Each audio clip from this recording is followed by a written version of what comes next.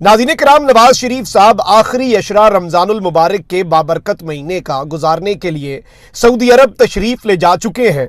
मरियम नवाज शरीफ साहिबा भी पाकिस्तान से सऊदी अरब पहुंच चुकी हैं और इतलात ये भी हैं कि वजीर आजम शहबाज शरीफ ने भी सऊदी अरब पहुंचना है। और इस दौरे का जब मीडिया के अंदर चर्चा हुआ, जब ये खबर सामने आई, उस वक्त ये बात बड़ी वाज़े तौर पर बताई गई कि नवाज शरीफ साहब शाही मेहमान होंगे। नवाज शरीफ साहब रॉयल गेस्ट का प्रोटोकॉल लेकर सऊदी अरब जाएंगे। मियां नवाज शरीफ साहब की मुश्किलात कम नहीं हो रही, सऊदी अरब जाकर भी मसाइल बढ़ रहे हैं। हुआ यह है कि मियां नवाज शरीफ साहब जैसे ही सऊदी अरब गए हैं, उसके साथ ही पीछे एक और केस सामने आ गया है। बहुत सी डेवलपमेंट्स हैं, सिर्फ यही नहीं कि उनका सऊदी अरब जाना और उससे पहले उनकी वीडियो सामने आना उनके लिए मसला बन रहा है, बल्कि यहां पर सुप्रीम कोर्ट में दरखास्त चली गई है और फवाद चौधरी कहते हैं कि जी मुझे उसमें पार्टी बनाया जाए शहबाज शरीफ साहब के खिलाफ मुकदमे में, जिसमें शहबाज शरीफ वज़ीर आज़म हैं। अब उन्होंने कहा था जी 4 हफ्ते में नवाज शरीफ वापस आ जाएंगे। जिस तरह से साथियों पाकिस्तान कब किसके साथ चला जाए, कब किसका विद्रोह कर दे, कब पता चले कि जिसके कंधे में हाथ डाल के घूम रहा है उसी को पीछे खंजर मार दे, कोई अंदाजा नहीं लगा सकता। अब इतना आप देख लो, सबसे पहली बात तो जो इमरान खान के समय में भी हमने देखा रशिया की तरफ झुकाव हमने देखा, बिना बाजवा के या बिना पाकिस्तानी फ़ौज की मर्ज़ी के तो वो नहीं हो सकता। सीधी सी बात है, कुछ ना कुछ उसमें पाकिस्तानी फ़ौज की भी मर्ज़ी रही होगी। अब एकदम से भले ही सरकार बदल गई है, पर एकदम से पता चलता है यूक्रेन को पाकिस्तान हथियार सप्लाई कर रहा है। अब इसके बाद एक तरफ तो अमेरिका भी इनको वैसे ही छोड़ देगा, भले ही इनको IMF का पैसा ज़रूर मिल गया है, पर 6 महीने मेहनत करने के बाद इनको इतना पैसा मिला है जो इनके 2 से 3 हफ्ते तक का ही खर्चा चला पाए, तो ये आप समझ लो कितना बड़ा मजाक हुआ इनके साथ में। दूसरी तरफ अब रशिया इनके साथ में क्या करने वाला है, वही ये सोच करके इनकी रूह कांप जाएगी। साबिक वजीर आजम साहब उम्रे की अदायगी के लिए पहुंच गए। मरियम नवाज और शहबाज शरीफ शाही मेहमान होंगे और प्रोटोकॉल इन्हें यह मिला है कि इनका वहां पे इस्तकबाल करने के लिए कौन पहुंचा है। जियो न्यूज के मुताबिक सिक्योरिटी ऑफिशियल, यानी एयरपोर्ट के ऊपर कोई सिक्योरिटी वाला जाके नवाज शरीफ साहब का इस्तकबाल कराया होगा। वजीर आजम मियां मोहम्मद नवाज शरीफ उम्रे की अदायगी के लिए लंदन से जद्दा पहुंच गए हैं। किंग अब्दुल अजीज इंटरनेशनल एयरपोर्ट पर सिक्योरिटी एहलकारों ने उनका इस्तकबाल किया। ज़राए के मुताबिक नवाज शरीफ और मरियम नवाज रमजान मुबारक का आखिरी अशरा मक्का मुकरमा और मदीना मुनव्वरा में अपने खानदान के अफराद के साथ गुजारेंगे।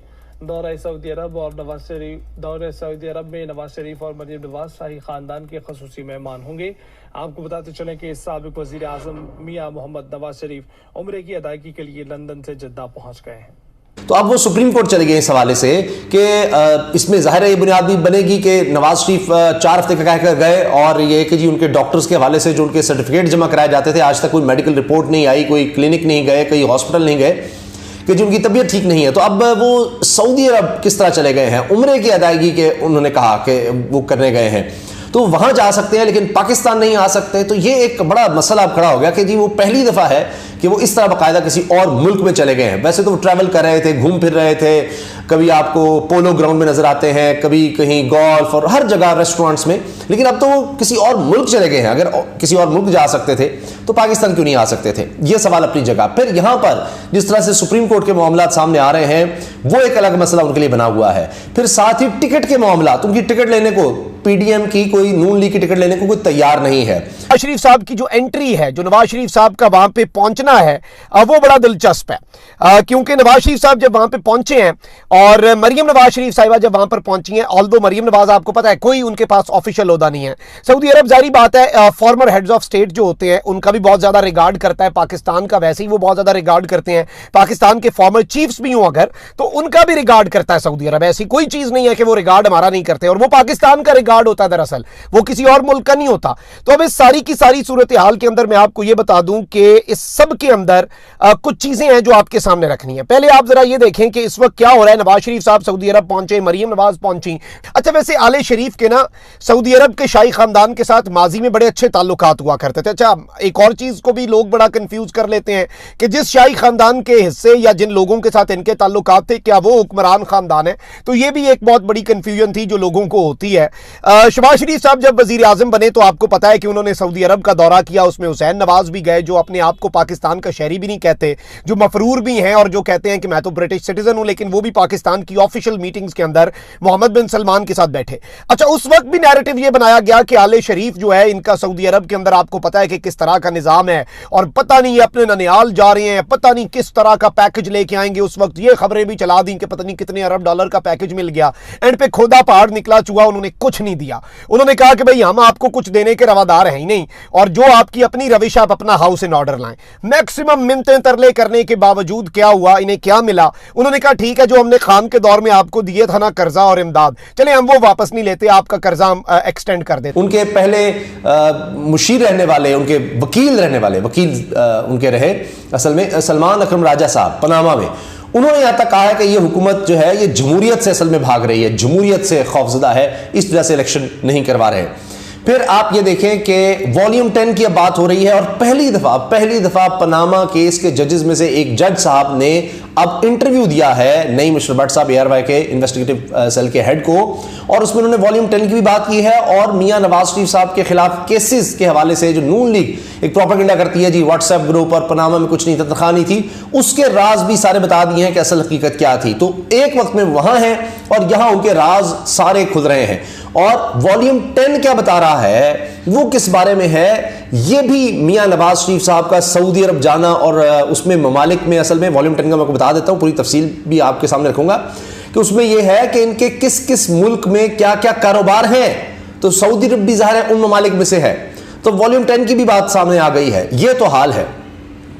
तो जनाब अब मियां नवाज शरीफ साहब जब गए तो एक तो उनकी ख्वाहिश ये थी कि वहीं से सऊदी अरब से सीधा पाकिस्तान आएंगे, वो तो होता नजर नहीं आ रहा। जिस तरह उनकी ख्वाहिश थी कि जनाब यहाँ पर सुप्रीम कोर्ट किसी तरह से मैनेज हो जाए, चीफ जस्टिस ऑफ पाकिस्तान के खिलाफ हमने पूरा एक महाज खोला हुआ है और वो दब जाएंगे, वो डर जाएंगे, ये हो जाएगा, वो हो जाएगा, ये सब होगा। फिर वहाँ पर गए हैं तो यहाँ पर मुफ्ती सईद को लॉन्च कर दिया इमरान खान के खिलाफ, वो भी उल्टा पड़ गया, वो सारी गेम ही उल्टी पड़ गई।